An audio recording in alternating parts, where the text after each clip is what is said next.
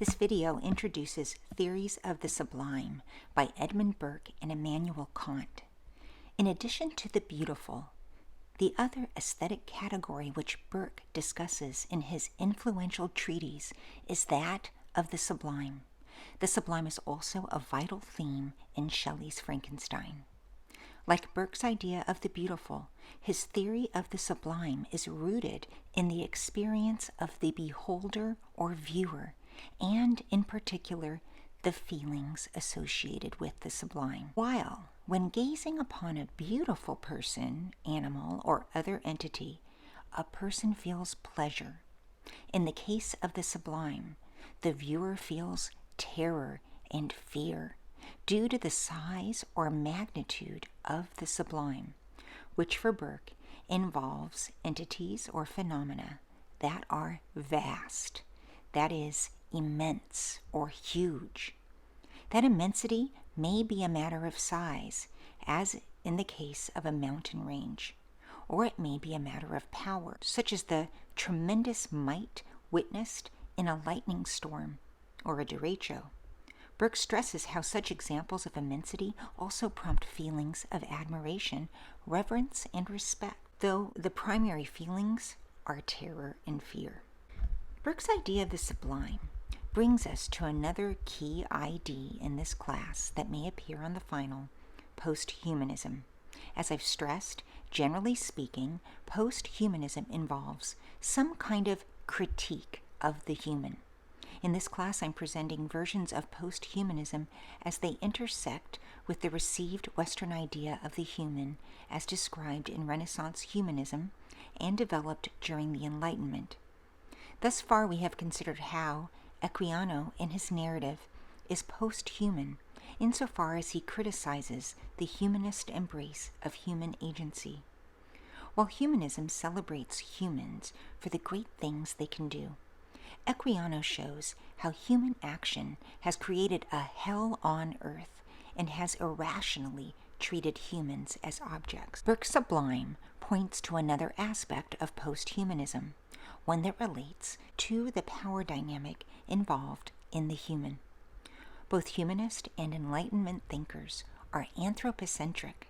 They elevate the human above all else in the world and even the universe. From this perspective, everything exists for the sake of man, and everything is subject to man. Burke's sublime points to the way post-humanism can involve attacking that power dynamic. Instead of putting man on top, this aspect of post-humanism wants to eject man from a position of superiority and to level the playing field between the human and the non-human. In the case of the sublime, as understood by Burke, its magnitude and power radically destabilizes the human viewer, even robbing their mind of its power. Burke writes that fear robs the mind of all its powers of acting and reasoning, and that the sublime produces in the viewer astonishment, that state of the soul in which all its motions are suspended, with some degree of horror.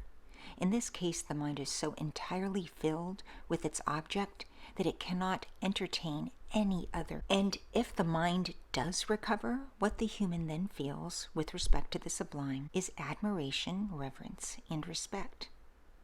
Burke's sublime suggests a post-human experience in which the human is no longer on top, but is destabilized and humbled. This is not the whole story regarding the sublime, however. Burke was hardly the only thinker to theorize the sublime.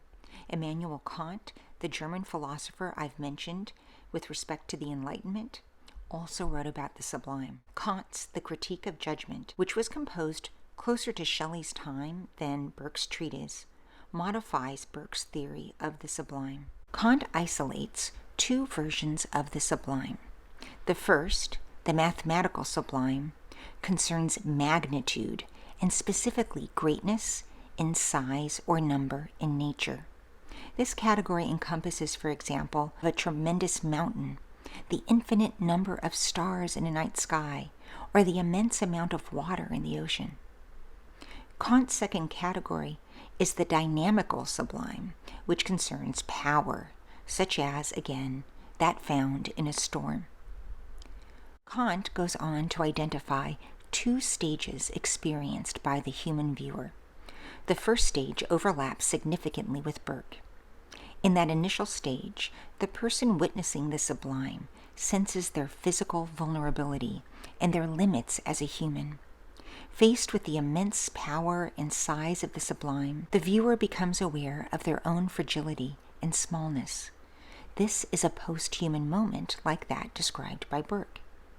But crucially, there's more to Kant's sublime. Fragility and smallness pertain only to the first stage, which is really limited to the physical, and thus speaks to the literal smallness of a person's body with respect to sublimity in nature. Such issues are resolved or transcended as the viewer turns from the body to the mind and recognizes their own rational faculties and brain power, which themselves are immense and sublime, and are indeed for Kant more sublime than anything witnessed in nature. In other words, for Kant, man's brain power, his capacity to reason, both allows him to comprehend the infinite in nature and is itself so amazing and profound that its sublimity exceeds anything sublime in nature. Here's Kant.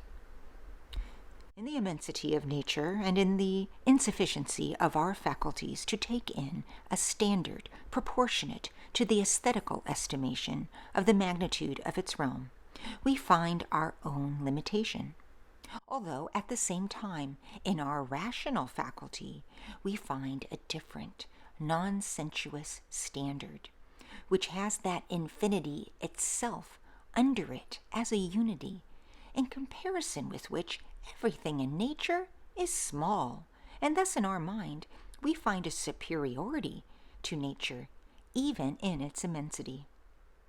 Kant also writes, "The irresistibility of its might, while making us recognize our own physical impotence, considered as beings of nature, discloses to us a faculty of judging independently of and a superiority over nature, on which is based a kind of self-preservation entirely different from that which can be attacked and brought into danger by external nature."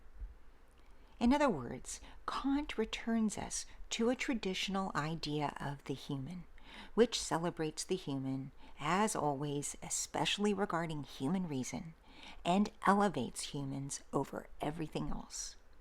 Note how Kant stresses how humans are both superior to and entirely different from everything else. Going back to feelings, ultimately the Kantian sublime is about, I'm quoting Kant here, a feeling of superiority of our own power of reason as a supersensible faculty over nature. I'll end by quickly reviewing Burke and Kant. Burke stresses how examples of great size and power in nature produce fear or terror, as well as, to a lesser extent, admiration and respect. We could link that dynamic to post-human efforts to level the playing field between humans and the rest of the world. Kant, in contrast, claims that while on one level the viewer is overwhelmed by the natural sublime, ultimately the viewer reasserts his own supremacy as he contemplates the sublimity of his mind.